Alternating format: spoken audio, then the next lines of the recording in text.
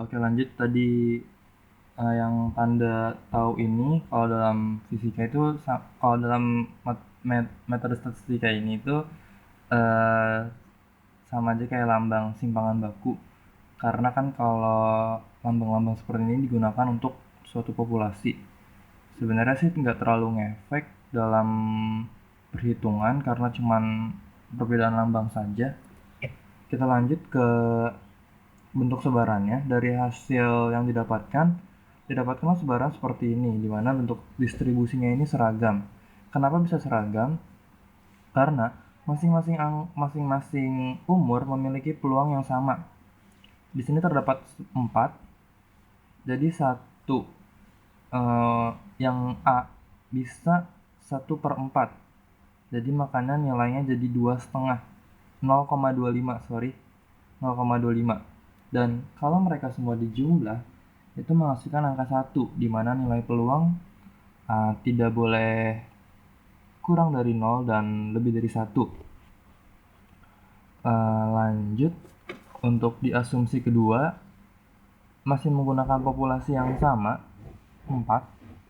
Hanya saja dalam populasi ini diambil 2. Jadi kombinasi 4 dari 2.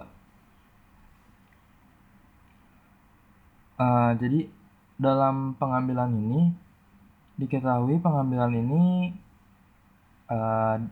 dengan pengembalian. Jadi ketika kita ngambil 18 dan 20, kita taruh lagi. Kita bisa ngambil 20 dan 18 dan itu dihitung secara berbeda. Makanya menggunakan kombinasi, tidak menggunakan permutasi. Dari sini kita lanjut ke tabel berikutnya, nanti bakalan muncul angka-angka seperti ini. Nah, ini sebenarnya hanya tinggal dirata-ratakan saja. Nilai 18 tambah 18 dibagi 2, 18. 20 tambah 18 dibagi 2, 19. Dan begitu seterusnya sampai semua tabel terisi. Dan didapatkanlah bentuk distribusi yang seperti ini. Bentuk distribusinya tidak seragam. Mengapa demikian? Karena kita bisa lihat bahwa nilai 18 di sini hanya ada 1. 18, sehingga nilai peluang dari 18 adalah 1/16. Dan untuk nilai 19 adalah 2/16. Begitu seterusnya hingga sampai ke 24, di mana nilai 24 adalah 1/16.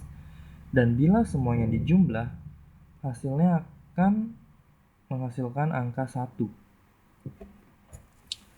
Yang bawah ini hanya perhitungannya saja dari rata-rata distribusi sampling rata-rata. Ada kayak ada tanda X di bawah tanda rata-rata ini. Terus juga ada simpangan bakunya, ada tanda kayak X gitu, X di strip gitu kalau misalnya nggak kebaca karena resolusinya rendah. Kita lanjut ke berikutnya, itu tentang sebagaimana yang dibilang di awal, distribusi sampling itu terbagi menjadi 2. Ada distribusi sampling rata-rata sama distribusi sampling proporsi. Nah, kalau rata-rata sendiri, kita baca dulu bukan pengertian ya, istilahnya itu seperti ini. Jika populasi memiliki rata-rata dan simpangan baku yang besar, tertentu atau terhingga, maka ukuran sampel N cukup besar. Distribusi rata-rata sampel mendekati distribusi normal, dengan rata-rata sama dengan rata-rata distribusi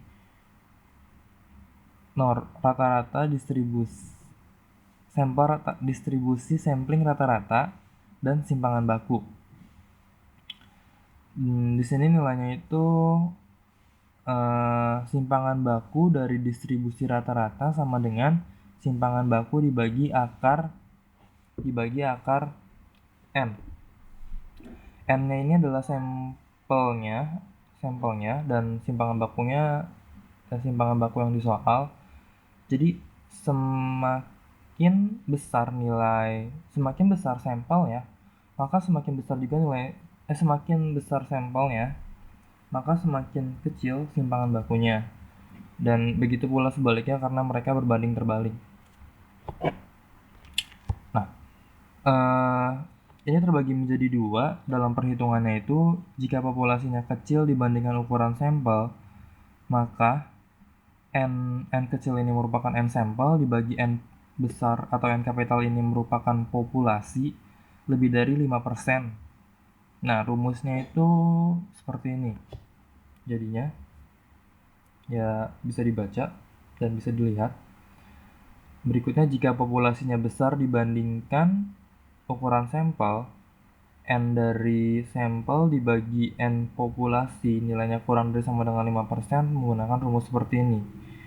Dan rumus dari masing-masing simpangan baku ini akan sangat berpengaruh dalam menentukan nilai Z.